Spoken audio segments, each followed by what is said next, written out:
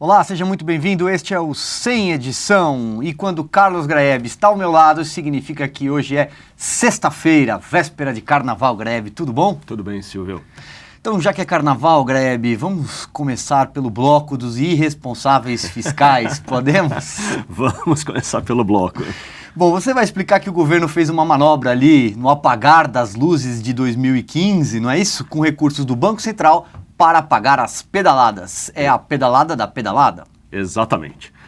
Os economistas, como Edmar Baixa, como Luiz Roberto Afonso, já vêm chamando a atenção sobre essa tramóia do governo há algumas semanas, porque as medidas provisórias que o governo usou foram do finalzinho do ano, mas foram imediatamente captadas pelos caras que estão o tempo todo olhando para isso.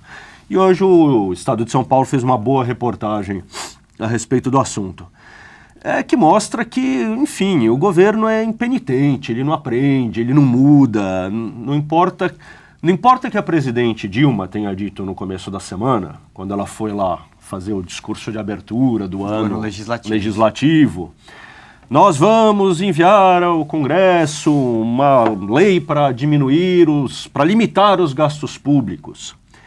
Primeiro que isso é balela. Segundo, que não adianta nada o governo enviar lei, porque lei limitando o gasto já existe. A lei de responsabilidade fiscal já está aí para isso. Exato. Que é uma lei das mais austeras do mundo.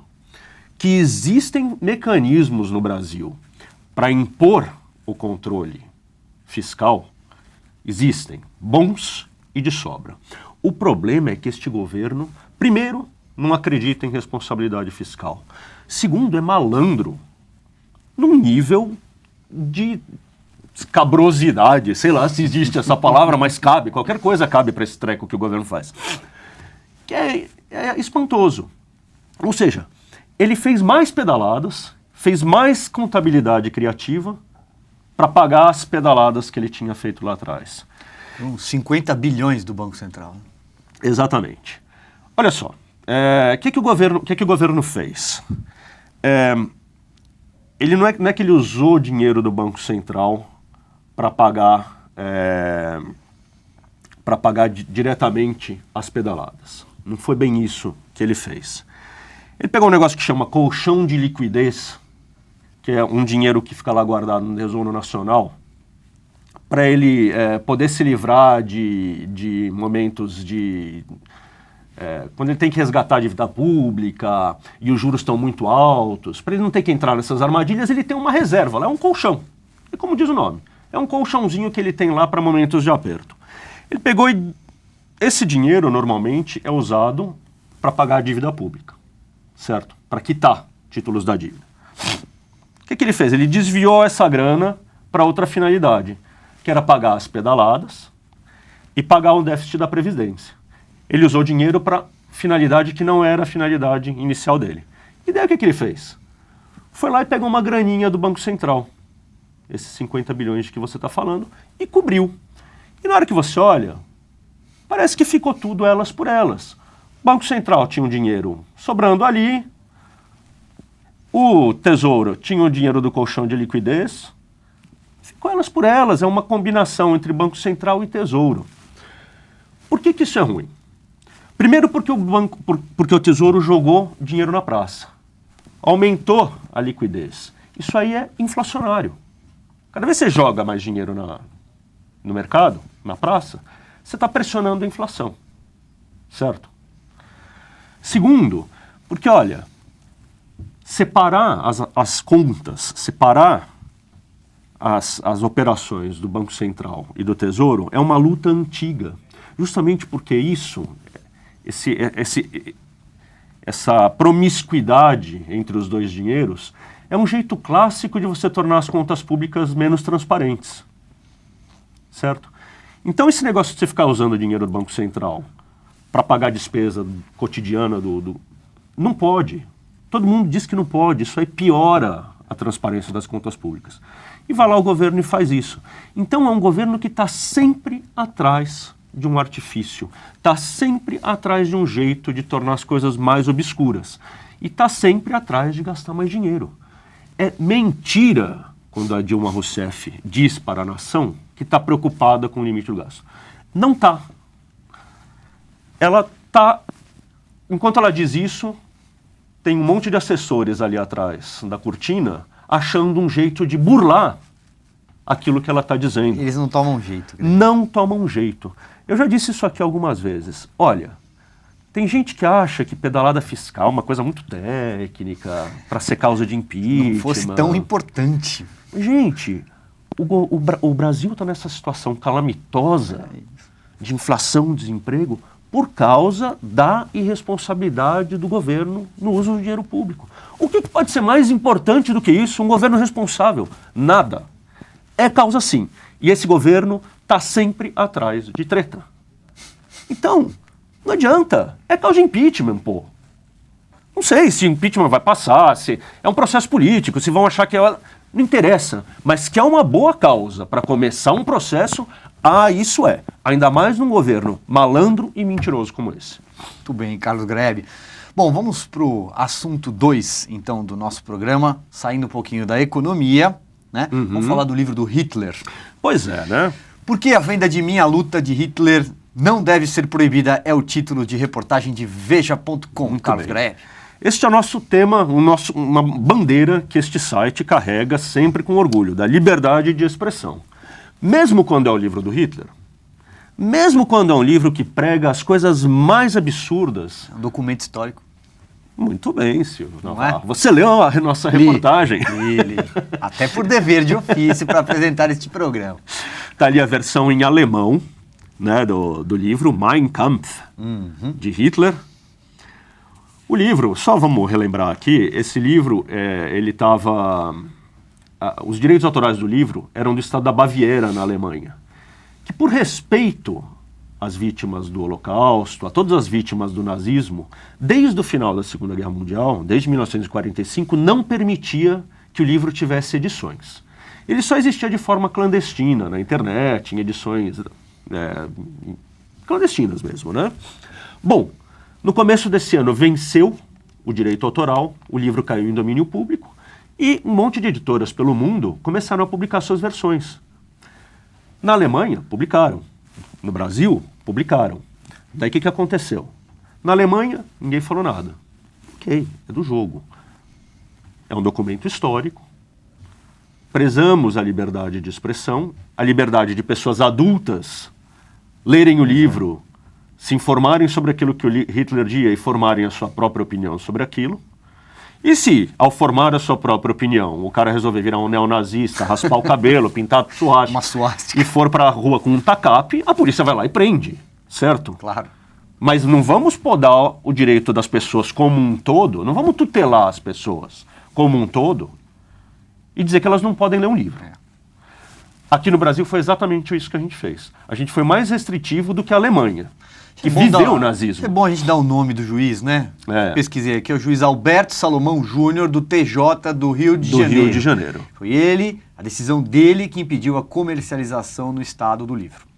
Veja, não é que este juiz esteja com más intenções. Não. Digamos assim, que a causa é digna. Ele está dizendo, olha, é uma obra que incita ao preconceito, que em última análise levou à eliminação de 6 milhões de judeus, a morte de homossexuais, a morte de ciganos, enfim. É o lixo do pensamento humano, Minha Luta. Mas isso não significa que você tenha que limitar o direito das pessoas de lê-lo, inclusive porque isso é útil para pesquisadores, né, para quem escreve história. Então, não pode. Eu acho que a melhor solução do mundo no campo do direito é dos Estados Unidos. Lá, nada impede que você publique, mesmo quando o discurso é desprezível, mesmo que for o discurso da Ku Klux Klan. Os Estados Unidos dizem, pode falar, não podemos limitar isso, porque para a democracia é melhor que você possa falar do que você ter alguém tutelando de antemão, né? Então eu acho que a sentença do juiz, por mais bem intencionada que seja, é errada. Certo? Certo. Concorda comigo? Concordo com você. Tudo bem.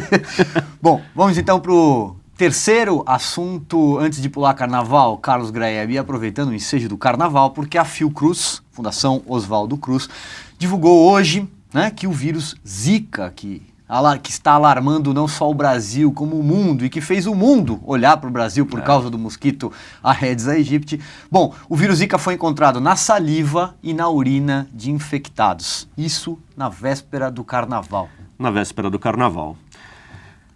Como tudo que diz respeito ao Zika, os estudos ainda são inconclusivos, né? Não há certeza absoluta sobre o que isso significa. Significa que se eu tomar água num copo em que uma pessoa infectada bebeu, eu vou pegar o Zika também?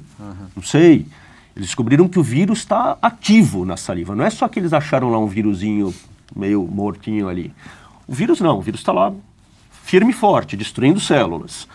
Mas isso você não consegue saber se ele está infectando através da saliva. Agora, a Fiocruz, evidentemente, se sentiu obrigada a lançar um novo alerta para as pessoas que estão indo para o carnaval. Grávidas, se vocês iam para o carnaval usando repelente, agora também tomem cuidado se alguém vai soltar perdigoto na sua cara, se você vai estar em contato com um xixi num banheiro químico, ou se você vai beber no copo de alguém. Ou seja, é uma calamidade, né, Silvio? E assim, a gente... Ponto chegamos, né? E como disse o Reinaldo aqui em outras circunstâncias, tá bom, é um mosquito, é difícil combater um mosquito. Como diz o Arthur Timmerman, né, que é o entrevistado de Páginas Amarelas da Veja nessa semana. E que foi entrevistado aqui também nesta bancada. Entrevista essa que será reprisada na segunda-feira, dada a importância do tema, né? Você não vai vencer o mosquito. Esse mosquito é esperto demais. Ele aprendeu a se adaptar a tudo quanto é tipo de situação. O mosquito que antes voava 10 metros, hoje aprendeu a voar 50. Que antes só punha ovo em poças enormes, agora consegue se reproduzir numa tampinha de refrigerante. Então, o mosquito esse mosquito ele se adapta muito rápido, né? Mas o fato é que a gente deixou ele proliferar. O governo nunca deu atenção. Achou que tudo bem, é a nossa sina de país pobre conviver com esse bicho. Terceirizou o combate ao mosquito para os municípios, que por sua vez estão com caixa completamente depauperado. Aí vai lá a presidente e diz que estamos perdendo a guerra para o mosquito, né? Quando ela deveria dizer que nós vamos vencer a guerra. Foi um pouco tarde, né? Passamos anos e anos e anos dizendo que, olha, precisa combater a dengue, precisa combater o mosquito, mas aquela coisa morna, aquela coisa assim, bem a moda brasileira, vamos combater, mas também se não der, não deu, né? Todo ano tem uns casinhos de dengue aqui, ali, né? Até que o mundo desaba sobre a nossa cabeça. Então, é uma fatalidade, sejamos um país tropical, que tem mosquito mesmo, mas também é uma questão de saúde pública, que não foi bem tratada nesses anos todos pelos governos. E agora surge o Zika, que não vai só para o sangue, vai para saliva, né? Mais uma outra notícia também dessa sexta-feira, Grebe, passo a bola para você comentar rapidamente, mas acho que é importante também, que a ONU defendeu o direito ao aborto em países atingidos pelo Zika, né? Em alguns casos, o Brasil, né, o aborto é proibido. Sim. Bom, Silvio, essa é uma discussão que complexa. Agora você jogou numa fogueiraça, né, Silvio? É importante a gente dar a notícia, né? Sim, eu acho o seguinte, não é atribuição da ONU fazer uma recomendação desse tipo. Não é atribuição da ONU, que é um organismo mundial, um fórum mundial, fazer uma recomendação desse tipo para um assunto que é tão delicado, tendo em vista as questões culturais, religiosas, políticas dos países. É uma discussão muito difícil a do aborto, né? Eu não vou abrir aqui a minha posição a respeito disso. Acho que não é o momento para falar isso. Mas é uma discussão difícil. Isso a gente pode dizer com certeza. Então, certamente, não é uma recomendação de fora que deveria ser jogada com essa é um assunto para os países tratarem. Não acho que a atribuição da ONU fala isso, não. Certo? A atribuição da ONU é, talvez, dar recursos, reunir especialistas para ajudar a achar uma vacina, agregar conhecimento. Não pôr o dedo no que eu diria que é uma ferida para quase todas as sociedades. São poucos os países que lidam com tranquilidade com esse tema. Países muito religiosos, seja qual religião majoritária, sempre vão ter dificuldade para lidar com esse tema. É um tema que precisa ser discutido nos termos do próprio país e não segundo uma diretriz maluca que vem de fora. Né? Muito bem. Obrigado, Carlos Graeb. Vamos para o carnaval. Dedos em riste, alalaô. É isso aí. O Sem Edição termina aqui. Obrigado pela sua companhia. Bom carnaval e até a semana que vem.